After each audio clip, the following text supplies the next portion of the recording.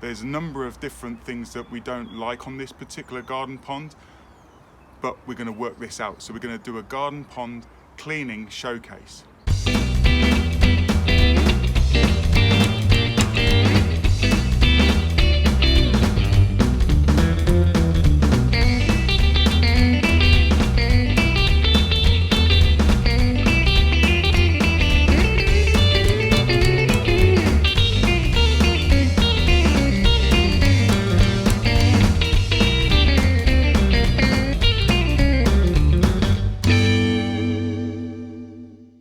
So we've got the pond drained down now, and I just want to show you the pump and what it's got to cope with when it's sat in the bottom of the pond.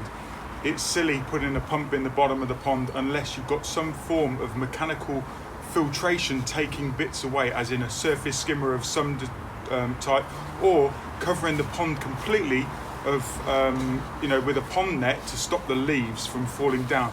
Pumps aren't designed to cope with the amount of leaves, either that, or if they're designed to cope with leaves, as in sludge pumps, then they're 100% not wildlife friendly at all, because they'll pump everything through.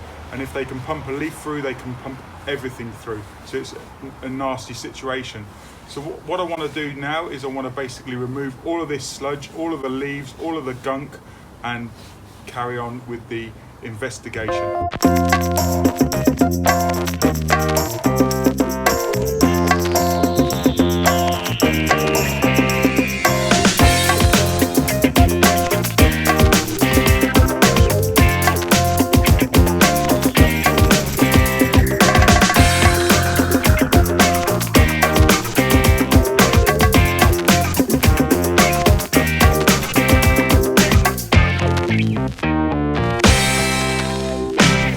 So now I've done the full drain and clean. Before I put the water back in, and we're going to put the mature water back in, so it's going to look like it's filthy water going back in, but wildlife want that mature water. They don't want to have a sterilisation service. So if you're pumping everything away to waste and then filling it full of raw tap water, that's a sterilisation service. You should never ever do that on a wildlife pond. Yes, there's going to be a certain amount of beneficial bacteria and microorganisms in the rocks and gravel, but if you're filling it full of tap water, there's going to be lots of phosphates, there's going to be lots of all sorts of stuff in the tap water, which is no good. On this particular pond, as you can see, the pump is in the bottom of the pond, and there's not that much pipe work, so you can't actually get to the pump without draining the pond down, this is crazy. You should never do this on any pond. You should never rock in a pump in the bottom of a pond. Some people have pumps in the bottom of fish pools, but that means that they're on a big long line and you're able to pull them out and not by the cable. A lot of people make that mistake. They pull it by the electric cable, but you're better off pulling it by the hose if the pump stays on the hose, because of Jubilee clips and stuff like that. But you should never ever rock in a pump like this and put rocks and gravel on the top, because how are you supposed to get to the pump if it gets blocked, or if you need to do a warranty replacement or anything on this particular pump? It's crazy. So what I'm going to do now is I'm going to expose the pipe and expose the cable, because we're going to do some alterations on this pond, and the last thing I want to do is drain the pond again.